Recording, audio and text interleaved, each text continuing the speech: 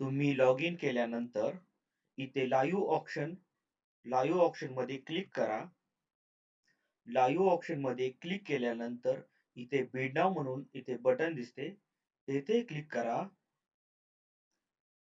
आणि आणि बिडिंग करण्या अगोदर रिफ्रेश या बटनावर क्लिक केल्यानंतर जी कोणती करंट हायेस्ट बिड अमाउंट आहे ते इथे अपडेट होते आणि इंटर बिड अमाउंट मध्ये इन्क्रिमेंट फॅक्टरने जो काही आपला इन्क्रिमेंट फॅक्टर आहे त्याप्रमाणे अपडेट होऊन इथे बिड अमाउंट दिसते आणि इथे चेकबॉक्सवर क्लिक केल्यानंतर सेव्ह बिड या बटनावर क्लिक करून कन्फर्म या बटनावर ओके करा.